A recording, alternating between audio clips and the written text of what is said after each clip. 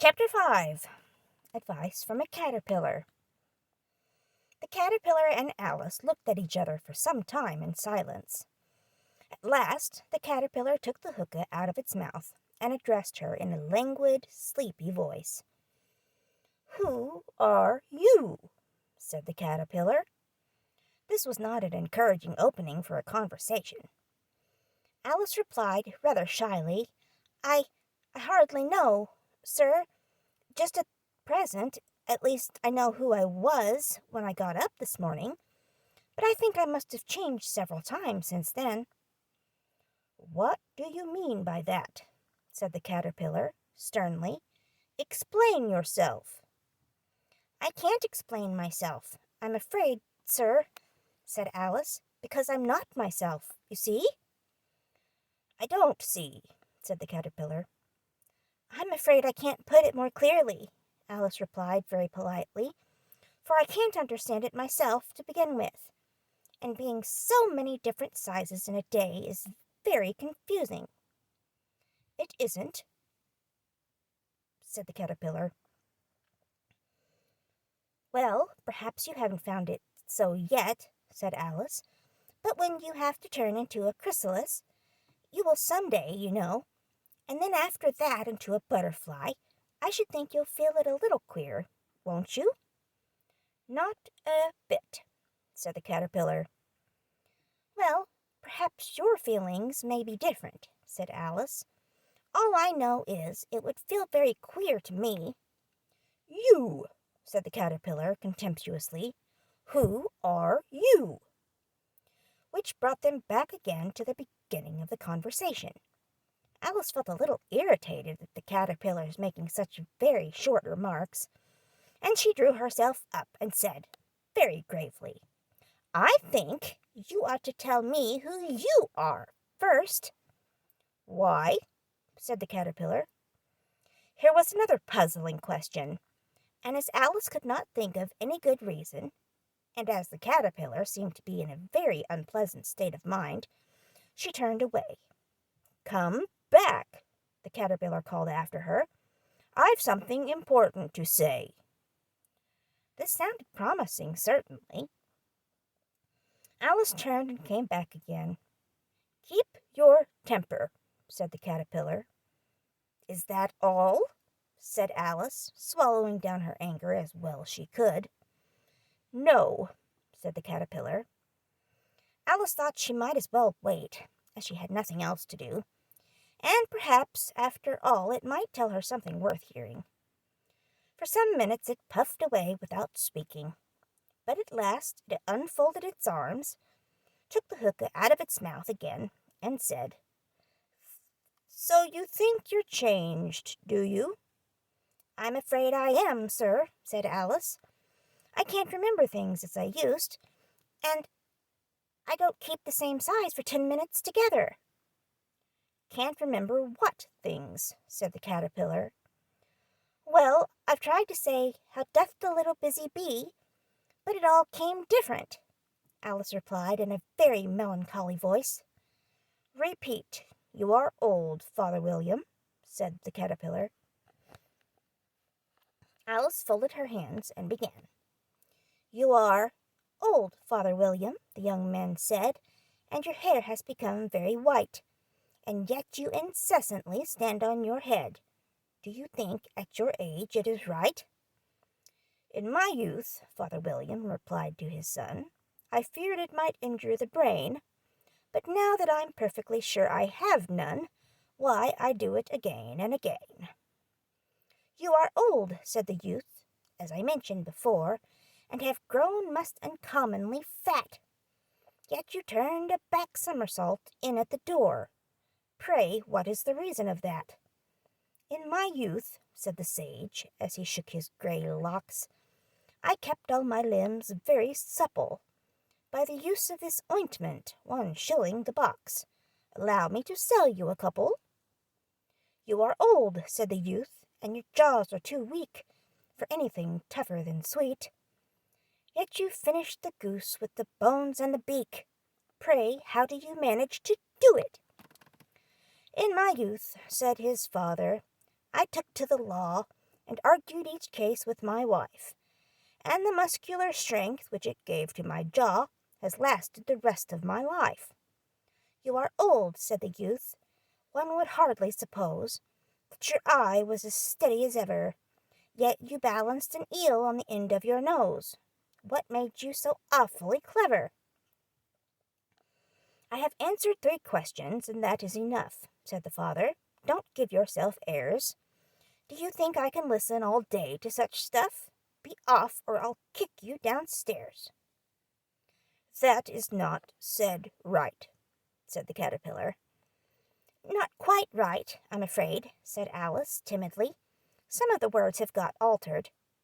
It is wrong from beginning to end, said the caterpillar decidedly, and there was silence for some minutes. The caterpillar was the first to speak. What size do you want to be? It asked. Oh, I'm not particular as to size, Alice hastily replied. Only one doesn't like changing so often, you know. I don't know, said the caterpillar. Alice said nothing. She had never been so much contradicted in her life before, and she felt that she was losing her temper. Are you content now? Said the caterpillar. Well, I should like to be a little larger, sir, if you wouldn't mind, said Alice. 3 inches is such a wretched height to be. It is a very good height indeed, said the caterpillar angrily, rearing itself upright as it spoke. It was exactly 3 inches high. But I'm not used to it, pleaded poor Alice in a piteous tone, and she thought to herself, I wish the creatures wouldn't be so easily offended. You'll get used to it in time, said the caterpillar, and it put the hookah into its mouth and began smoking again. This time Alice waited patiently until it chose to speak again. In a minute or 2 the caterpillar took the hookah out of its mouth and yawned once or twice, and shook itself.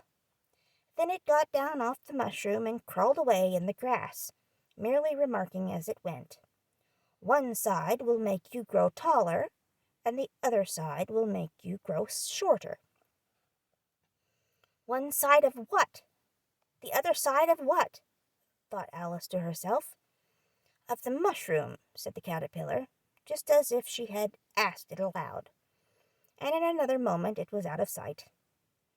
Alice remained looking thoughtfully at the mushroom for a minute, trying to make out which were the 2 sides of it, and as it was perfectly round, she found this a very difficult question.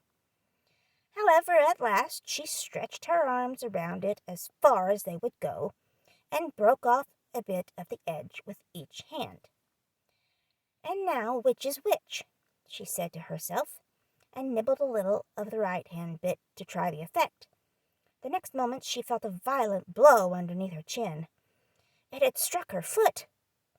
She was a good deal frightened by this very sudden change, but she felt that there was no time to be lost, as she was shrinking rapidly, so she set to work at once to eat some of the other bit. Her chin was pressed so closely against her foot that there was hardly room to open her mouth, but she did at last, and managed to swallow a morsel of the left-hand bit.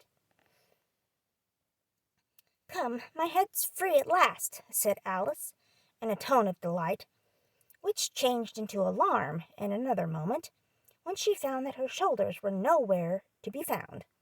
All she could see when she looked down was an immense length of neck, which seemed to rise like a stalk out of a sea of green leaves that lay far below her.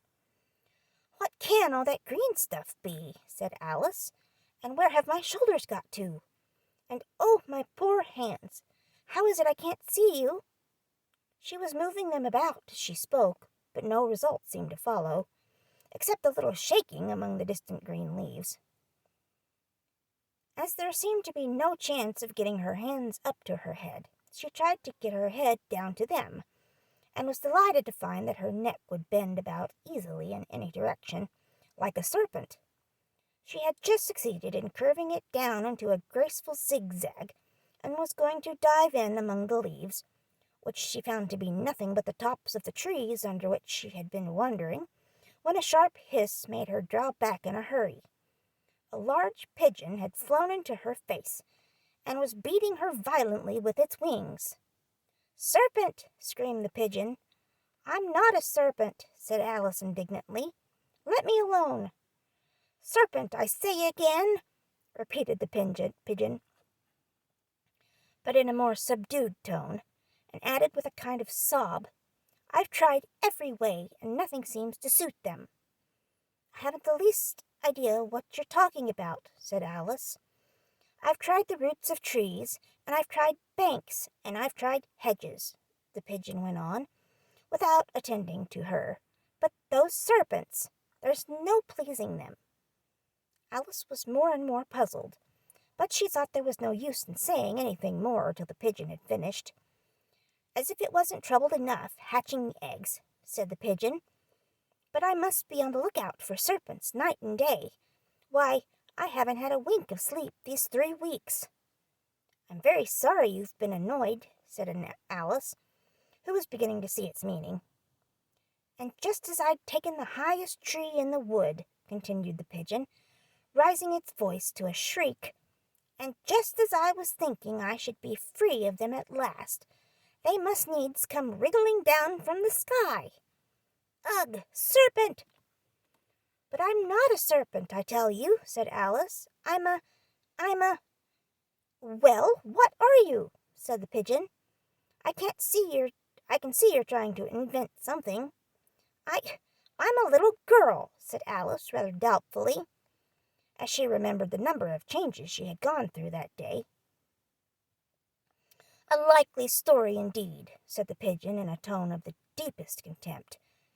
I've seen a good many little girls in my time, but never one with such a neck as that. No, no, you are a serpent, and there's no use denying it. I suppose you'll be telling me next that you've never tasted an egg. I have tasted eggs, certainly, said Alice, who was a very truthful child, but little girls eat eggs quite as much as serpents do, you know. I don't believe it, said the pigeon, but if they do, why then they're a kind of serpent. That's all I can say. This was such a new idea to Alice that she was quite silent for a minute or two, which gave the pigeon the opportunity of adding, You're looking for eggs. I know that well enough. And what does it matter to me whether you're a little girl or a serpent? It matters a good deal to me, said Alice hastily, but I'm not looking for eggs, as it happens, and if I was, I shouldn't want yours. I don't like them raw. Well, be off then, said the pigeon in a sulky tone, as it settled down again into its nest. Alice crouched down among the trees as well as she could, for her neck kept getting entangled among the branches, and every now and then she had to stop and untwist it. After a while she remembered that she still held the pieces of mushroom in her hands, and she set to work very carefully, nibbling first at one and then at the other, and growing sometimes taller and sometimes shorter, until she had succeeded in bringing herself down to her usual height. It was so long since she had been anything near the right size that it felt quite strange at first, but she got used to it in a few minutes, and began talking to herself, as usual. Come, there's half my plan done now. How puzzling all these changes are. I'm never sure what I'm going to be from one minute to another. However, I've got back to my right size. The next thing is to get into that beautiful garden. How is that to be done, I wonder? As she said this, she came suddenly upon an open place, with a little house in it about 4 feet high. Whoever lives there, thought Alice, it'll never do to come upon them this size. Why, I should frighten them out of their wits. So she began nibbling at the right-hand bit again, and did not venture to go near the house till she had brought herself down to 9 inches high.